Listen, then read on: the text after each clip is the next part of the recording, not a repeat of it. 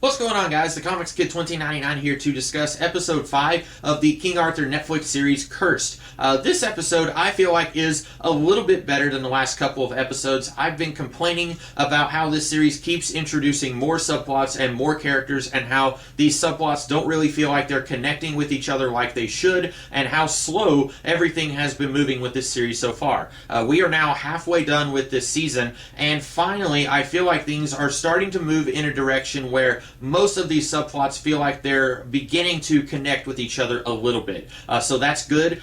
This episode still has some stuff that I don't just love, but I feel like we are starting to move in the right direction. So let's go ahead and talk about everything that happens in this episode. We start with some Vikings somewhere. They behead this guy, and this one guy calls himself Cumber the Ice King, and he says that he is the rightful Pendragon heir. And that doesn't make a whole lot of sense to me because of some of the other stuff that we find out in this episode, but I'll get to that in a little bit. Then we see Pym. Pym is Nimue's childhood friend, who we found out was alive in the previous episode. She snuck on the ship that was run by the guy that she met in the previous episode. She was flirting with him a little bit.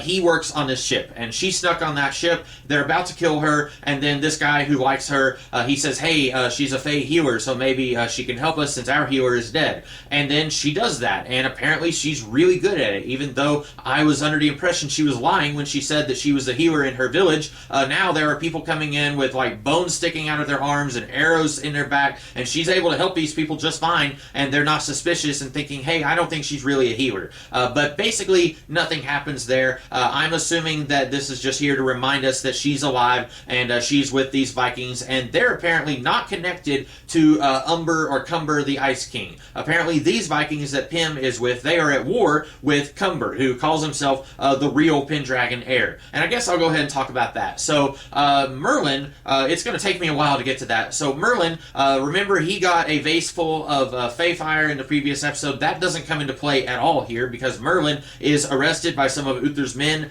So he allows his horse to get away and go back to the veiled widow that he was talking to back in like episode 2, I think.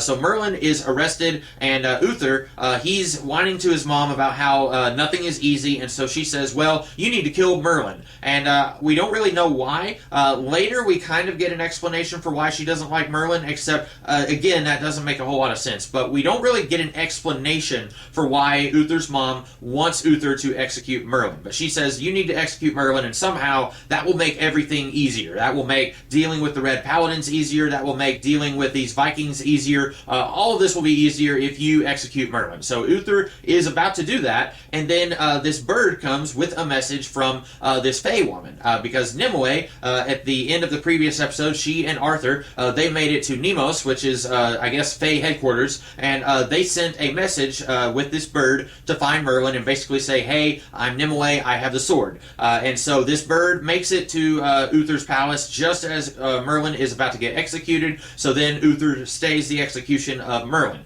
And then Merlin, he goes to Uther's mom, and he tells this story about how a long time ago there was a king and he died, and then his wife was pregnant with the king's son, and then their baby was stillborn, and so she told her handmaiden to go out and kidnap a peasant's baby, and then she could pretend like that was her baby, and then she wound up killing everyone who knew that this was not her baby, and then the handmaiden, or the midwife, she disappeared, and Merlin is basically telling Uther's mom that he knows that Uther is not her biological kid. And so I guess that ties in with Cumber the Ice King saying that he is the real Pendragon heir. Here's the problem with that. In Merlin's story, there is no room for there being an older sibling who is actually born. And it doesn't seem like this kid that was stillborn could have been Cumber the Ice King. That doesn't really make a whole lot of sense. Cumber, first of all, looks a good 15 years older than Uther, and also, the way Merlin tells the story, it sounds like the queen's son died, and so she went and got another son so that she could stay in power, because her not being royal blood,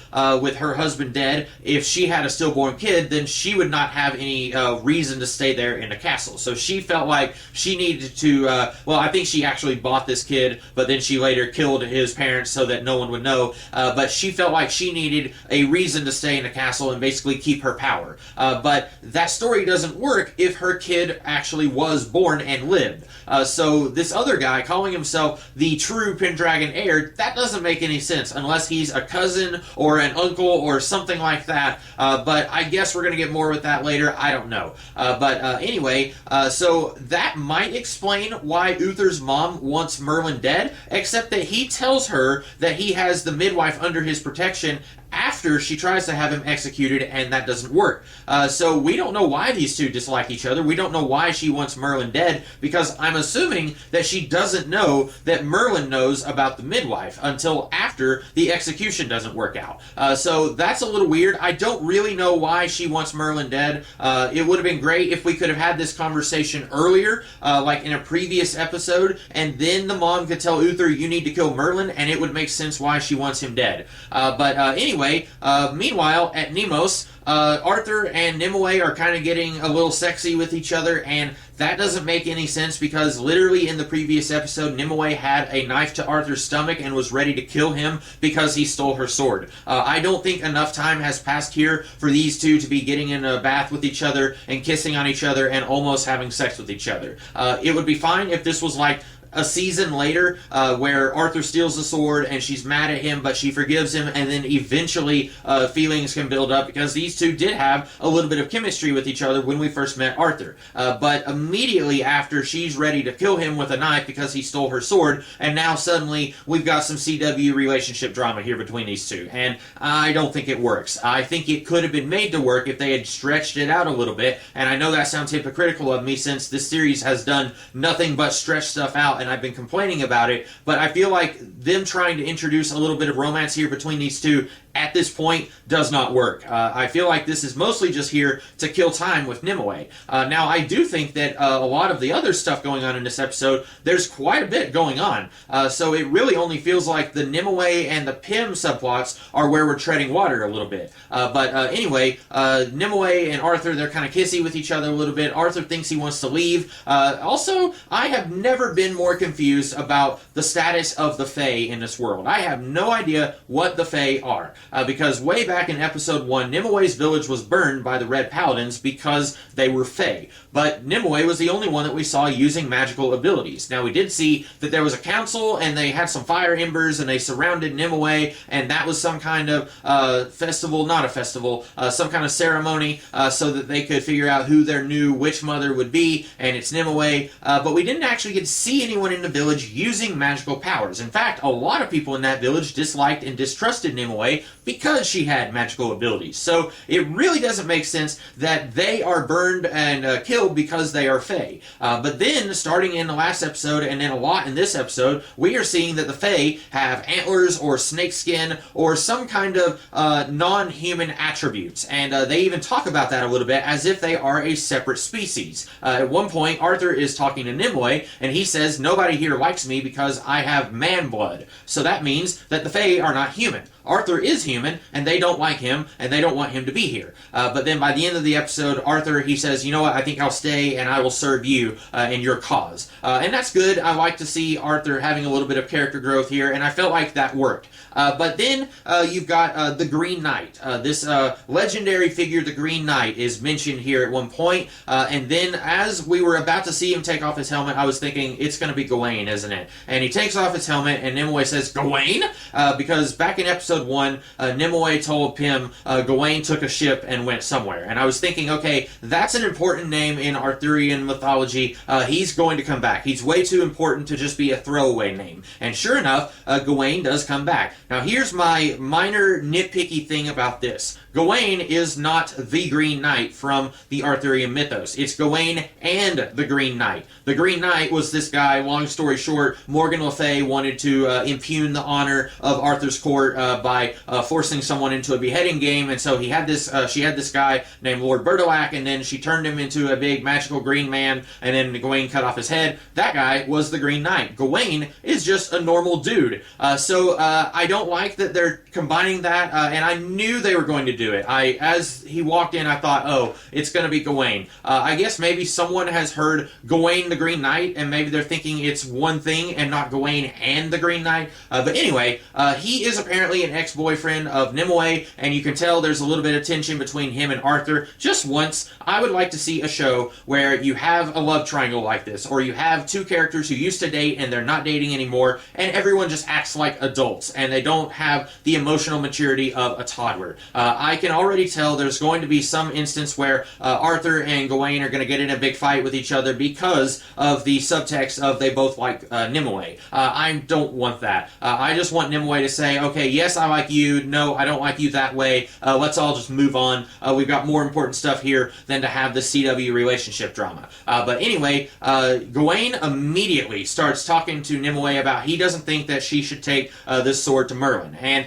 pretty much this episode has a lot of people telling Nimue what she should do. But again, I'm confused about what the Fae are, because this guy Gawain says that Merlin betrayed our kind, and I'm confused because Gawain looks fairly human. Nimue looks fairly human. Now, we know that she has magical abilities, so she identifies as one of the Fae, but Gawain, I don't know what makes him a Fae, and how is he different from this person that has snakeskin over here? I don't understand. But anyway, he's saying, you should not take this sword to Merlin. No matter what you do, don't do it, because he serves man-blood kings. And again, let's just keep talking about why this doesn't make sense, because Arthur, he says that he has man-blood, okay? His biological sister is Morgan, and she's the one who was at the convent with Nimue for a little while. And she knows all about this Fae stuff. She's the one who set up the Fae Underground Railroad, but she is Arthur's biological sister. Does she have magical abilities? Because at one point, a couple episodes ago, Nimue said something like, we need these herbs so that we can heal this guy, and Morgan, she said, that's Fae magic. And then Nimue said, how do you know that? And I'm asking myself the same question, because Morgan has been at this convent since she was like 8. I don't know how she knows anything about the Fae, since she's been at this convent this entire time. She shouldn't have had any opportunity to go out and form the Fae Underground Railroad. But anyway, I don't understand, is Morgan Fae? If she is, why isn't Arthur considered to be Fae? Does it not have anything to do with bloodline? These are some questions this show has failed to answer. The world building in the show is really garbage. I find myself enjoying myself watching this a lot of times, but these are questions that are not small. These are pretty important questions. But anyway, so at the end of the episode, Nimue, she astral projects to have a meeting with Merlin. Merlin is now back in the good graces of Uther, because Uther believes that Merlin can bring him this sword, and whoever has the sword, I guess they can proclaim themselves the true king. Even though Uther seems to have a pretty solid grasp on the throne, I don't know, I mean, we see other people who are also kind of at war with him, but since Uther hasn't even left his castle, we don't really know what the stakes are here with other people who want to control the future of the throne. The Red Paladins, they want the throne, or the sword. I guess maybe these Vikings, if they found out about it, they would want it. But so far, we've been spending our time with all these other subplots. It's hard to tell, okay, are these people at war with Uther, or are they just off like hundreds of miles away, kind of whispering sedition? I don't really know. But anyway, so Merlin and Nimue, they've had this message sent between them, so they kind of telepathically communicate with each other, and Nimue figures out that Merlin is her father. So this is an interesting direction. Most of the time in Arthurian stories with Merlin and Nimue, they have a romantic connection with each other. So I don't mind them changing stuff, making it a little bit different from how it was in most of the stories I'm familiar with. I don't mind the changes. I just wish that this story was as good at being told as it should be. I didn't word that correctly, but really, I don't mind them doing stuff different. Arthur here is not a noble who was hid away with Sir Ector and raised by him, and then he finds out that he's the once and future king. That's not the direction they're going here. Arthur is just basically a nobody, the son of a nobody. I don't mind that. I just wish that they would take these different elements that they are introducing and then tell a good story. But so far, we've had 5 hours of this, and barely anything has happened so far. But also, I forgot, we have Iris. Iris was the nun who burned down the convent in the previous episode, and I still don't know what the deal is with her. She meets some Red Paladins out on the road. She tells them that she wants to be a Red Paladin. They say, no, we don't accept women, which in the previous episode, I got that impression. I feel like we're kind of spinning our wheels a little bit with her, but then some Fae people, they meet her out in the woods, and then they take her to Nemos, and then she is there making evil face when Morgan finds out that the convent burned down. And I don't know why she's not making her move now, because Nimue and Morgan would both recognize her if they saw her. And if they see her, I feel like they're going to say, wait a minute, what's she doing here?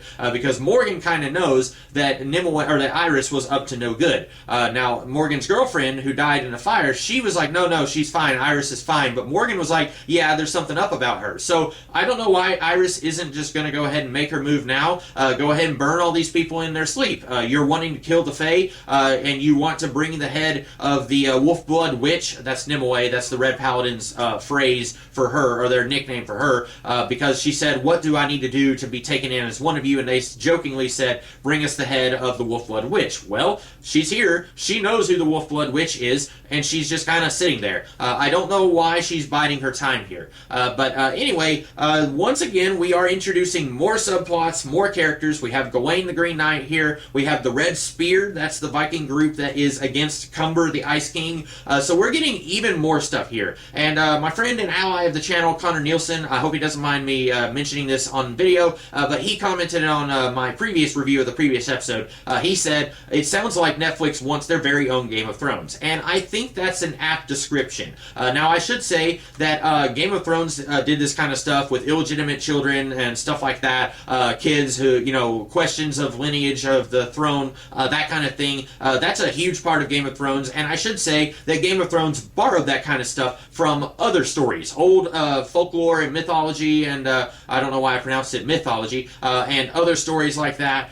So it's not necessarily that this show is borrowing from Game of Thrones, except that Game of Thrones is like the huge hit sensation of this century, and I don't trust this show to have done research on older stories that influence Game of Thrones. So yeah, I do think that they were probably looking at Game of Thrones whenever they were putting this together. And here's the thing, okay? Game of Thrones at least initially worked in a way that Cursed does not, because there were a whole lot of subplots with Game of Thrones as well. But also, you had a lot more episodes. Even in a given season, you would have, at least in the early seasons, I think there was like 13 episodes. There might not have been 13, but I feel like it worked a little better with Game of Thrones. And I'm going to try to describe this the best that I can. Game of Thrones starts off with all of your principal characters, and then Daenerys Targaryen is way over here.